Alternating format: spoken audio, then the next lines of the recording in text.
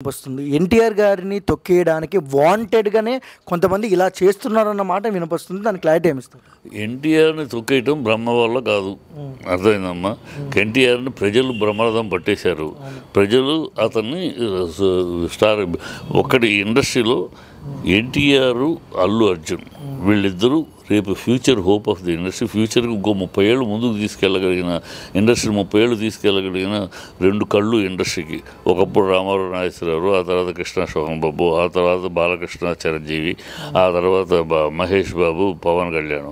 ఈ బ్యాచ్ తర్వాత రాబోయే ఫ్యూచర్ బ్యాచ్లో వీళ్ళిద్దరే ఇండస్ట్రీని ముందుకు తీసుకెళ్ళి ఇద్దరు కష్టపడి వాళ్ళంతట వాళ్ళు పైకి వస్తున్నారు. ఎవరి ఆధారాలు ఎవరి అండలు లేకుండా ఎవరి ఎంట్రీకి ఒకళ్ళు అండరు. కృష్ణ గారి కొడుకు అని ఎంట్రీ, అల్లురామలింగ గారు మనవుడు అని ఎంట్రీ. ఎంట్రీకి వరకు వీళ్ళకి ఉండదు. తర్వాత వాళ్ళ కష్టము, వాళ్ళ శ్రమ, వాళ్ళ ఎఫెక్ట్ వాళ్ళు పెరుగుతున్నారు. ఈ పెరుగుదలను జీర్ణించుకోలేని వర్గాలు కొన్ని ఉన్నాయి.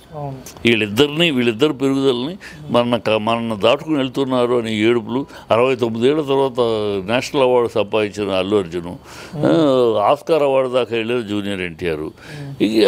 ఇది చూసి భరించలేని, ఓరవలేని ఈర్ష్యా ద్వేషాలతో రగులుతున్న కొన్ని బ్యాచ్లు ఉన్నారు. ఎవరు అనేది నీకు తెలుసు, నాకు తెలుసు, చెప్పక్కర్లేదు. ఈ బ్యాచ్లు ఇద్దరి మీద, వాళ్ళ ఇద్దరి మీద చూడు, ఎప్పుడు మిగతా వాళ్ళు ఎవరి మీద ఏమీ రాదు. వీళ్ళిద్దరు ఏం చేసినా, ఏం కదిలించినా, ఏం మాట్లాడినా ట్రోలింగ్ చేసేస్తారు. ఇది ఒక వర్గం. వీళ్ళిద్దరిని ఈర్ష్యా ద్వేషం కొంతమంది నడిపిస్తున్నారు వెనకాల నుండి. అది ఏమి నడిపించినా అక్కడ ప్రేక్షకులు వీళ్ళిద్దరికీ నీరాజనాలు పట్టేస్తున్నారు. సో వీళ్ళేమి ఏమీ చేయలేరు. ఏడవటం తప్పితే ఏమీ చేయలేరు వాళ్ళు. ఎందుకంటే ఒట్టి అదృష్టవంతులుగా కాదు, వాళ్ళు అదృష్టవంతులుగా సక్సెస్ అవుతే ఏమని చేయొచ్చు. వాళ్ళ అదృష్టులు వాళ్ళ శ్రమ శక్తితోటి అవుతున్నారు, వాళ్ళ పర్ఫార్మెన్స్ తోటి సక్సెస్ అవుతున్నారు. వాళ్ళ